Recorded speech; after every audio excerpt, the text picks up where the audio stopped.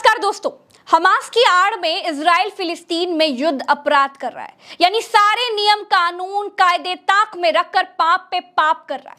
America की शह पर इजराइल इतना गिर गया है कि उसने मस्जिदों को निशाना बना डाला, आम लोगों के घरों पर आतंकियों की तरह बम बरसा दिए। दोस्तों, आज की तारीख का सबसे बड़ा सच ये है कि अमेरिका के सारे पिछलग्गू देश हमास को आतंकी संगठन कहते हैं और अरब देश जो अमेरिका के पिछलग्गू नहीं है वो हमास को आतंकी संगठन नहीं कहते हैं। तो आतंकी संगठन हमास ने फिलिस्तीन पर इजराइल के अत्याचारों का बदला लेने के लिए और अपनी जमीन इजराइल के कब्जे से छुड़वाने के लिए गाजा से इजराइल की तरफ 5000 रॉकेट दाग दिए। लेकिन बदले में इजराइल ने क्या किया? इजराइल ने गाजा पर रॉकेट दाग दिए। इजराइल ने हमास से 4 कदम आगे बढ़ते हुए जहरीले और प्रतिबंधित फास्फोरस बम भी चला दिए, विमानों से बम बरसाने शुरू कर दिए। गाजा के रिहायशी इलाकों में बेगुनाह लोग मारे जाने लगे। क्या फर्क रह गया इजराइल और हमास में? हमास ने भी रिहायशी इलाकों पर बम बरसाए और बदले में इजराइल ने भी आम लोगों की जान की चिंता न करते हुए गाजा शहर पर बम बरसा दिए। इजराइल तो पढ़ा लिखा है, जिम्मेदार देश है, अमेरिका का चेला है। क्या अमेरिका युद्ध में आम लोगों को मारे जाने का समर्थक है?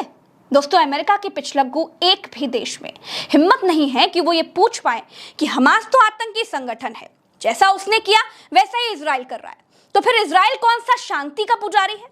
हमास बेरहम है तो इजराइल महाबेरहम है और बुज़दिल भी है। अगर ऐसा नहीं होता तो धार्मिक जगहों पर बम नहीं बरसाता।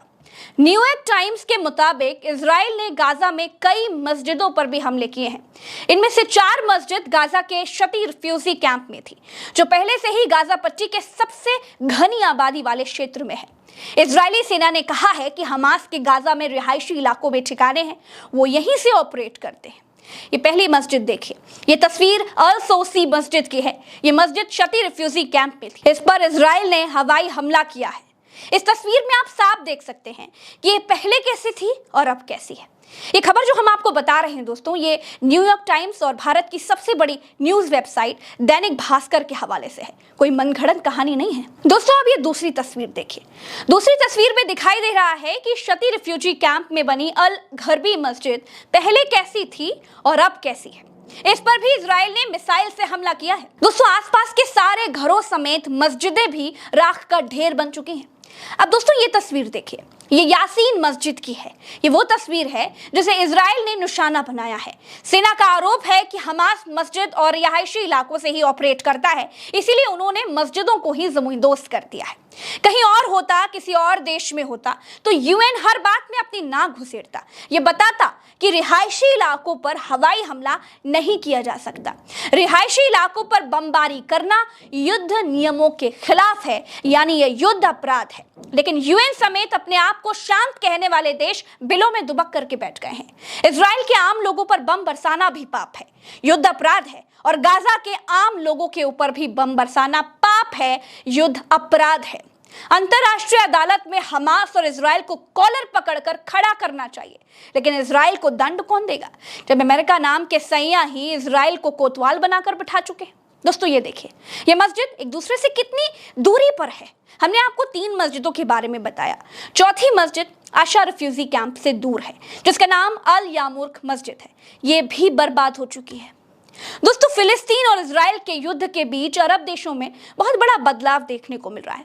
एक दूसरे के कट्टर दुश्मन सऊदी अरब और ईरान के बीच शीर्ष स्तर पर बातचीत हो रही है।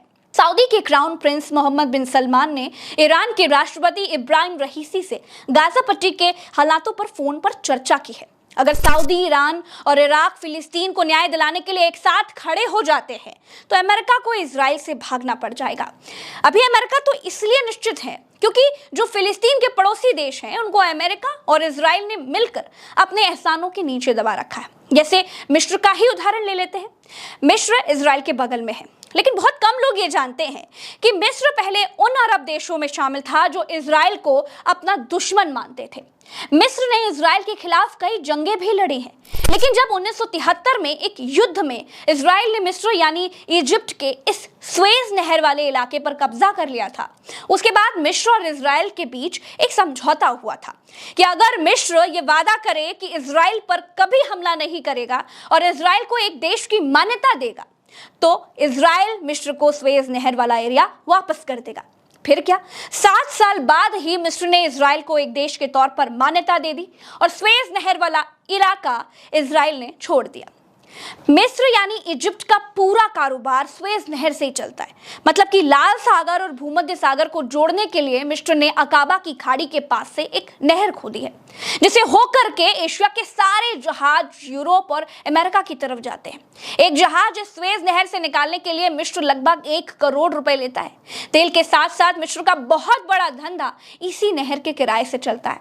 मिस्र से इजराइल को टेंशन बिल्कुल नहीं है। दूसरी तरफ टर्की को पहले ही नाटो देशों में शामिल कर लिया जा चुका है, इसलिए फिलिस्तीन के साथ टर्की भी आसानी से खड़ा नहीं होगा।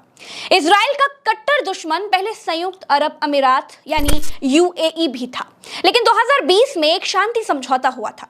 अमेरिकी राष्ट्रपति डोनाल्ड ट्रंप ने दोनों देशों के बीच मध्यस्थ की भूमिका भी निभाई थी। इस समझौते के बाद दोनों देशों की नजदीकियां बढ़ी। इस समझौते का मकसद अमेरिका का ईरान पर शिकंजा कसना था, क्योंकि ईरान ही अरब देशों में एक ऐसा देश है जो अमेरिका को जरा भी नहीं सेकता है। ईरान पर काबू पाने के लिए अमेरिका इजराइल को मजबूत करता रहता है। फिलिस्तीन अमेरिका को टेंशन देने वाला देश नहीं है। अमेरिका को टेंशन ईरान से है, जो अब परमाणु संपन्न होने के करीब है। ग्लोबल फायर पावर इंडेक्स के मुताबिक दुनिया के 136 देशों की सेना की लिस्ट में ईरान 13वें नंबर पर सबसे बड़ी सेना रखने वाला देश है। ईरान की ताकत का अंदाजा ऐसे लगाइए कि 2017 में ईरान का रक्षा बजट $16 अरब का था, इजराइल का $18 अरब का। आज की तारीख में फिलिस्तीन का सच्चा दोस्त ईरान है, लेबनान है, सीरिया है, जॉर्डन है, जो समय आने पर हथियार उठा सकते हैं, और बाकी देश आपसी दुश्मनियां भुलाकर स्वतंत्र फिलिस्तीन बनाने के लिए बात करने लगे हैं। दोस्तों, गाजा के भीतर इजरायली सेना घुस चुकी है। अल जजीरा की रिपोर्ट के मुताबिक अब तक 1300 इजरायली मारे जा चुके हैं, 3400 घायल हैं। फिलिस्तीन में 1900 लोग मारे जा चुके हैं। गाजा में 7670 घायल हैं। क्या इजराइल से यूएन कभी ये पूछ पाएगा कि गाजा के भीतर आम लोगों के घरों पर बम क्यों बरसाया जा रहा है? हमास तो आतंकी था, तुम तो आतंकी नहीं थे। हमास के साथ हजारों लोगों को घुन की तरह क्यों पीस डाला? यूएन ने ही फिलिस्तीन और इजराइल को बनाया है। यूएन को पूछना चाहिए कि आपने अरबों की जमीन पर कब्जा क्यों किया, लेकिन यूएन मुंह में दही जमाकर बैठा है। अगले वीडियो में मैं आपको बताऊंगा